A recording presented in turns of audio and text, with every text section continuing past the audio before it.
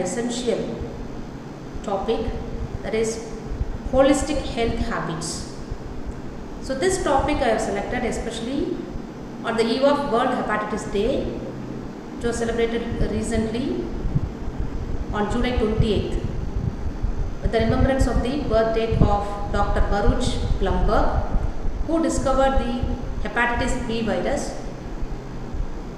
Not only he discovered the disease, and also the respective vaccination he found it. So, and he got the Nobel Prize for that. So today we are going to discuss about holistic health habits, what we are supposed to follow so that we can get out of this hepatitis. So these are all the topics I am going to discuss with you, starting from the theme 2025, that is hepatitis. Let's break it down. And types of hepatitis, what are the causes, signs and symptoms, how to prevent that serious disease of hepatitis. So the first line of defense, which is nothing but the vaccination, and what are the supportive lifestyle habits we have to follow for healthy liver, and how to create awareness and community action. So let me start with the theme 2025. So the main theme of this World Health Organization is we have to completely eliminate the hepatitis virus from this world by 2030. So this theme 2025 is especially for breaking down that hepatitis virus. So let me first give introduction about what is hepatitis, because it is very commonly available in almost many people in this world. So it is a condition which represents the inflammation of the liver. So liver is the most important organ in the human body. Actually speaking, it is doing more than 500 functions for the proper functioning of our body. But if I am telling about all the 500 functions, then this entire presentation will be towards that. So let me tell me about the important functions. First one is digesting the food. So we are eating lot of varieties of food. So this liver is the main organ which plays the role of digesting the food. It stores energy. So after digesting, it will be storing the energy, and also it removes the toxins. So whatever unwanted materials that is present, it will be removed from the body. But when the liver is damaged, what will happen? It cannot function properly, so that we can have lot of serious health problems. So I would like to add most important function of liver, that is, it is making the blood to be clotted. So for clotting of blood, the liver has to function properly. You just think about the situation, you got any wound, okay. So the blood is coming out of that wound, and if it is not clotted, what will happen? You will be losing the entire blood that is flowing in your body. So if the liver is not functioning properly, so this is a major problem that many of the members are facing. So it is mainly caused by the virus. You might have heard about the hepatitis virus. There are different varieties that we are going to discuss one by one. Not only because of the virus it will spread, it will also happen due to excessive inhale of alcohol. So if you are having excessive alcohol, then that also will lead to the liver damage. And if you are having more medicines, okay, extra medicines if you are having for any particular disease and all, that also will affect the liver. And if you are having toxins or toxic materials, sometimes by autoimmune disease also this liver will get damaged. So let me give a small video about what are the different foods and what is the digestion time that each food is taking. Please have a look over that.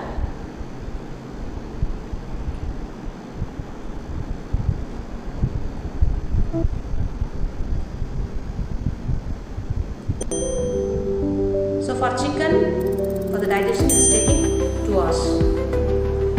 For egg, it's taking 30 minutes. For cashew, you see,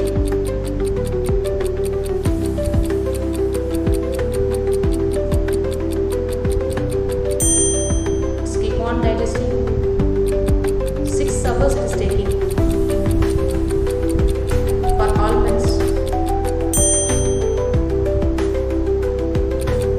3 hours. For digesting the carrot,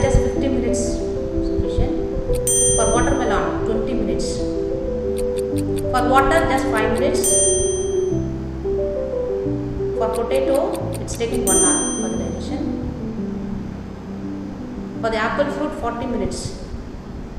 So this particular video gives an idea of how long the time will be taken for digesting different varieties of food.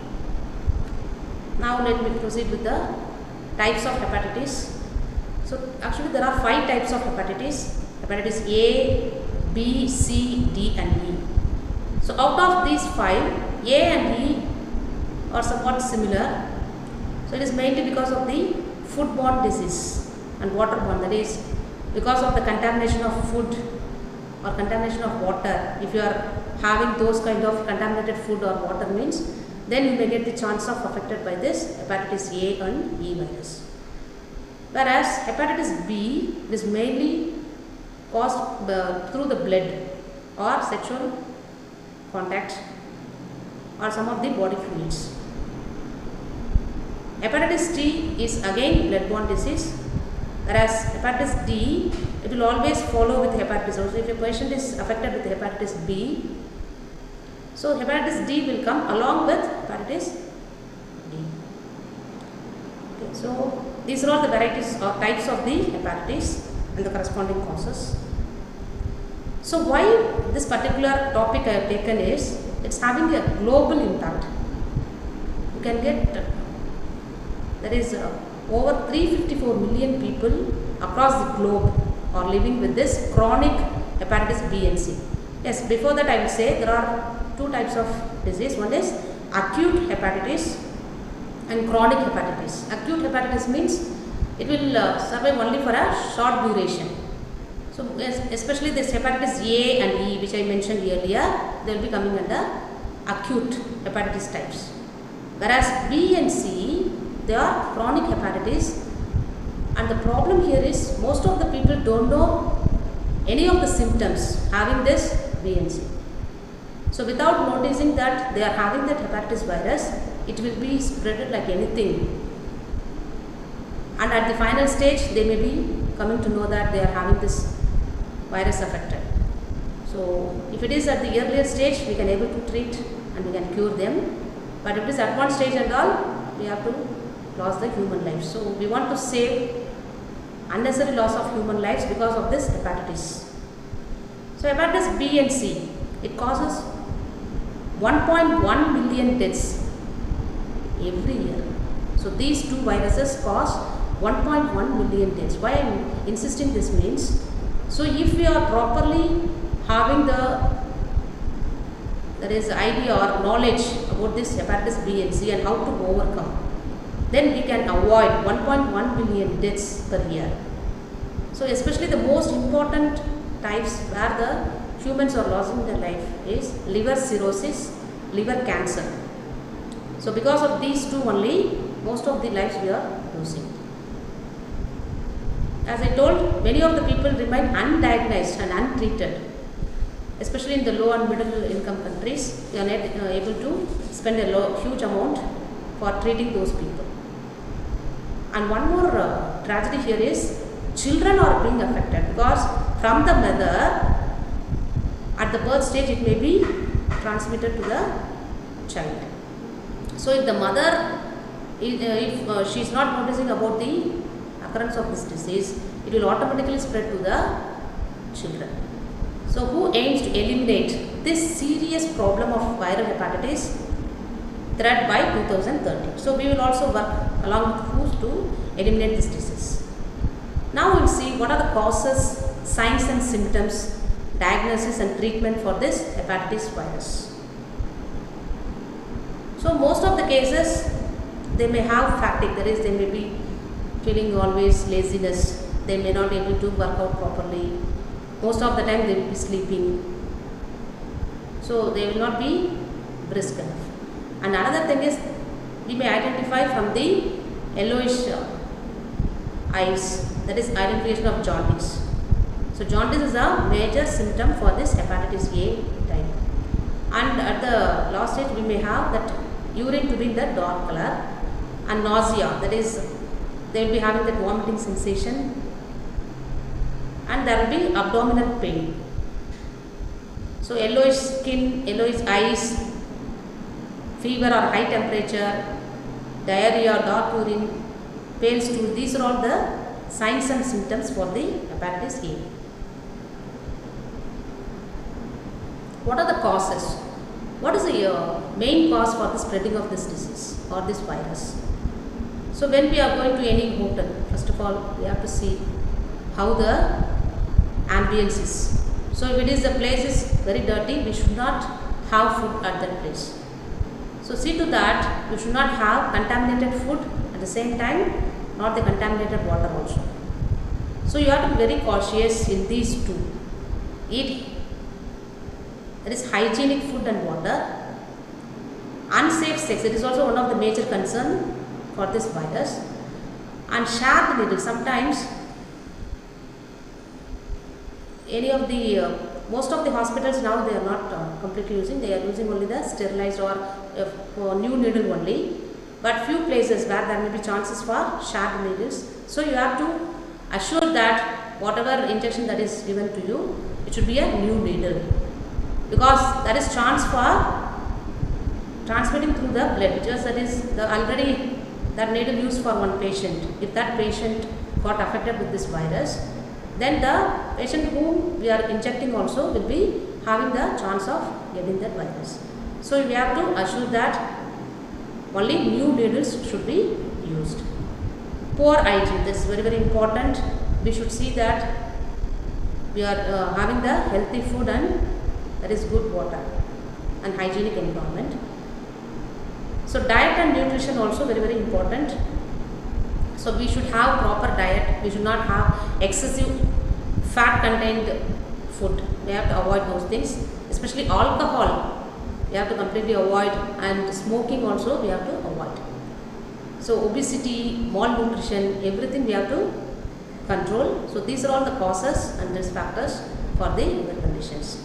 But liver is a wonderful organ where it is having the property that can able to regenerate. Even if it is affected with 60 to 70%, also sometimes we can able to retrieve the patient. So it depends on how we are treating our liver and what kind of food we are taking and what are the lifestyle habits we are following. So prevention, you know, that is one famous proverb, prevention is better than cure. So after getting the disease, if you are going for cure, then it will be costly. So better we can go for prevention at the earlier stage itself, so that we can reduce the cost, and also we can reduce the healthcare burdens. We need not to go through that or rush towards getting the new liver and all in case of liver failure, because you know there are many people whose liver are, and there is a list, awaiting list for getting the liver transplantation. So we can reduce these risks, and also we are having the responsibility in protecting the future generation. This what I mean to say, the pregnant women definitely they should undergo this test for hepatitis, so that it will not spread to the future generation, that is our children. So what are the ways we can able to prevent it? Yes, through vaccination. So hepatitis A and B vaccinations are available. So these vaccines are very safe and effective, and it will also avoid the spreading of disease at the childhood as well as if you have not taken at the childhood, no problem. Okay, even at the adult stage we can go for this vaccination. So in this vaccination it is having 2 to 3 doses. Let me explain that. So for infants, actually within 24 hours at the birth itself we should give the first dose. So 1 to 2 months period we have to give the second dose, and within the 6 months time we should go for third dose. So this is the way for infants the vaccination will be done.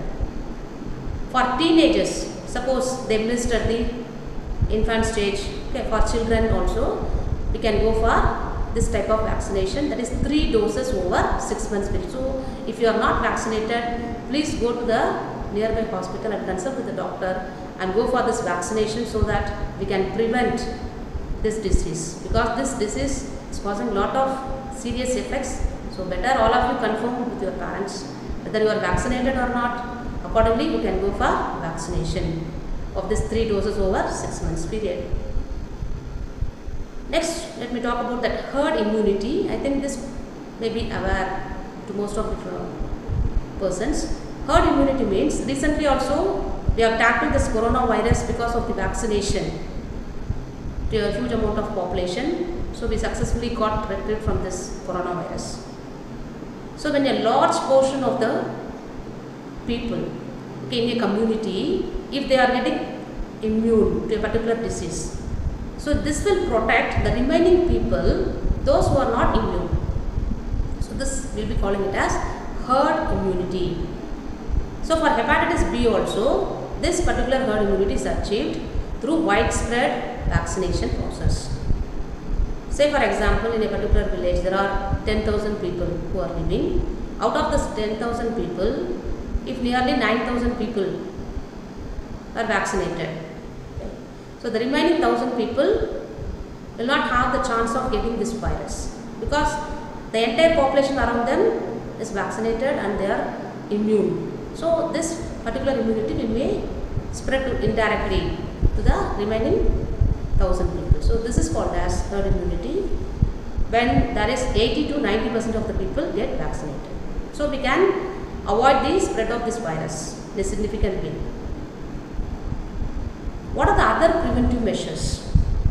So safe injection practices. So whenever we are going for some that is getting injection, we should assure that sometimes we may go to the doctor, sometimes we may go to any of the centers and all or any known places. So at that time get the assurance that whether the needle is new or not. Better you buy the new needle and go for safe injection.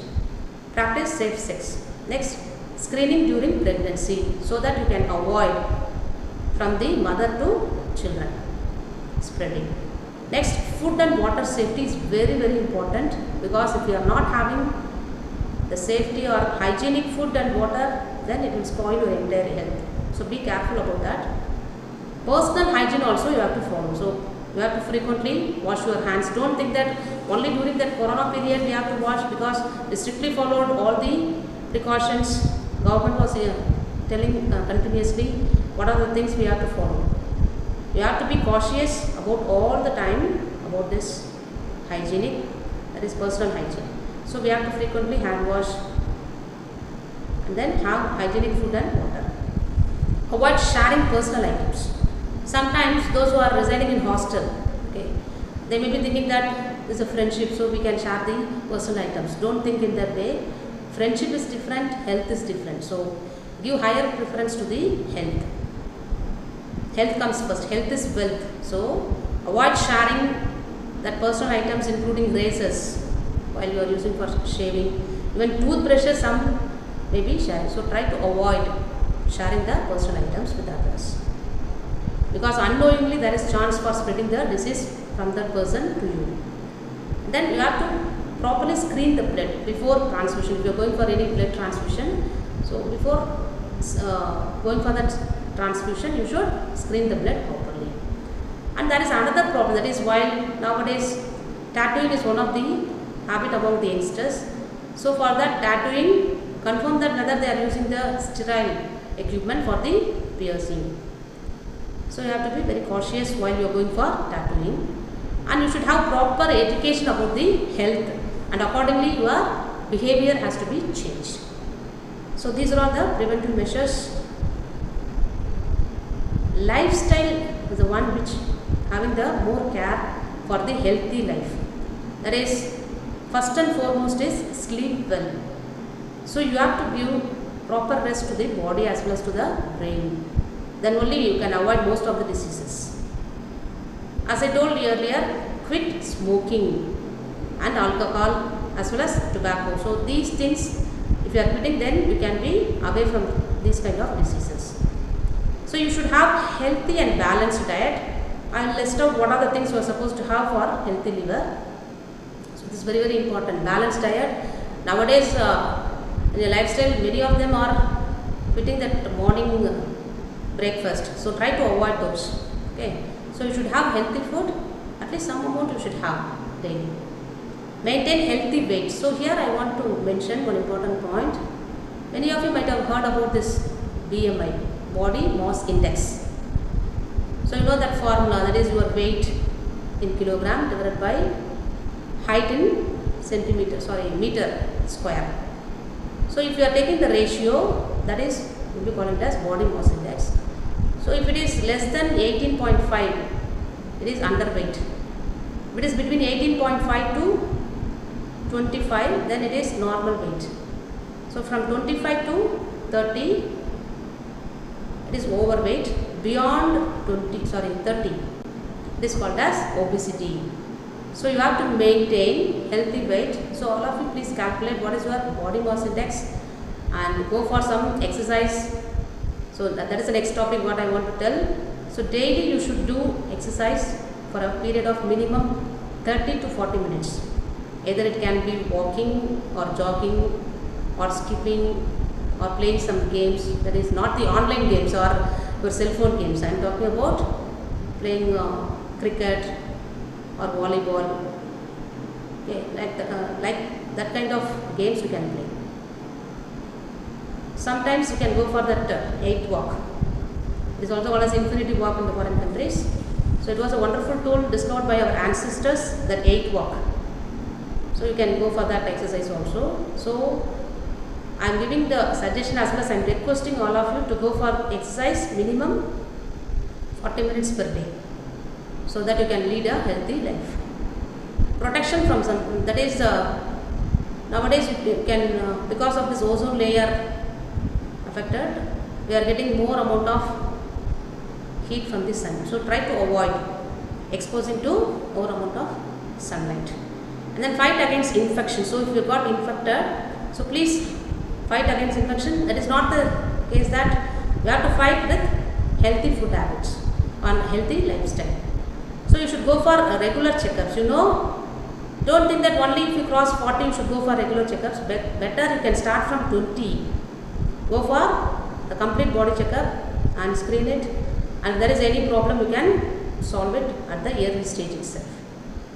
So these are all the lifestyle towards healthy life.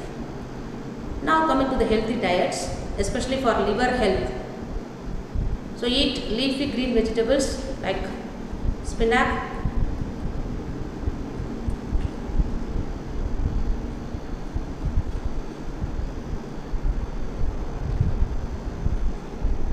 so here are some, that is every week at least 2 to 3 days you should have green leaves, that is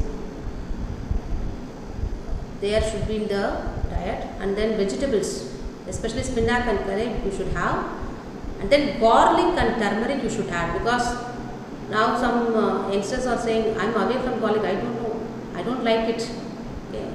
So those things try to avoid, because garlic and turmeric are natural liver detoxifiers which will give lot of benefits. So try to include these 2 items definitely in your food. And consume fresh fruits. Okay. Better you can go for berries, apples, citrus fruits and all. We can go for the brown rice and oats. Use healthy fat. So you can go for using olive oil, nuts, seeds and all. Especially add protein rich food items. Okay. Limit sugary foods and try to avoid the packed items it is selling, and burger and all you may have very rarely, but frequently don't have those items. Okay. Try to have only vegetables, fruits, and then these kinds of grains, nuts, all those things. And try to avoid salt intake. Don't go for higher amount of salt intake. Drink herbal teas, that is we can go for that green tea or dandelion tea, is very famous. So you can go for this kind of teas, because teas is one part and part of our life. So you can have this kind of green tea or dandelion tea. And this is another important point I would like to add. So water is very, very important for proper functioning of our entire body system. So daily you should drink 2 to 3 liters minimum. It may be above that, but 2 to 3 liters of water you should drink. Because now most of the students who are studying in schools as well as in colleges, and those who are working at the offices, they are thinking that they don't have time to drink water. Okay, they should go for some restroom frequently if they are having more water. So don't think that in that way, because having sufficient amount of water will save your life and increase your lifespan. So have minimum 2 to 3 liters of water per day. So proper hydration helps flush all these toxins away from your body and keep your liver also in a healthy way. So regular exercise already I told, like walking, cycling or yoga, at least 30 minutes a day improves the body metabolism and reduces the fatty liver. So this fatty liver, now most of the persons are having this fatty liver problem. So if you do this regular exercise, so this fatty liver will be no more. Next, hydration and exercise put together will give lot of inputs as well as benefits to our body and will save our liver from the damage. Again I am insisting, avoid alcohol, because most of the deaths are occurring because of the intaking of this alcohol. Sometimes if there is illicit liquor they are having, it may cause the death of a particular person. So that is because of the damage of the liver. So this liver inflammation and damage, alcohol is one of the important factor. So even you can think that I am having only small amount, so try to avoid those things which will worsen the condition like hepatitis. So smoking not only spoils your health and also the persons who are standing nearby, they will get affected. So try to avoid smoking and also stay away from those people who are having this habit, so that you can also be in the safer mode. Once you got awareness about this, I think most of the persons who are watching this video, you may get the awareness how you should be cautious to treat your liver in a safer zone or safer mode. So you can create the same awareness to your friend circle or your family members, so that this may be spread to other community people also. So you have to keep in mind that using the media, social networks and all, we have to create awareness to our family members and other networks, so that we can completely create the awareness and try to completely eliminate this problem.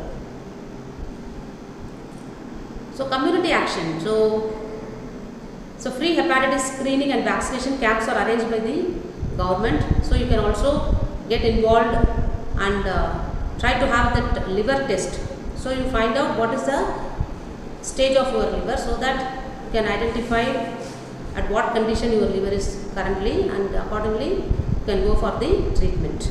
So diagnosing and then treating the livers accordingly will help you to keep away from this problem. And we can also attend some workshops and seminars. This is also a kind of inputs I am giving to you to have the awareness about this hepatitis. And also you can work in a group and collaborating with the NGOs and government resources for funding. That is, we can go for creating the awareness to huge amount of people, so that we can completely eradicate this problem.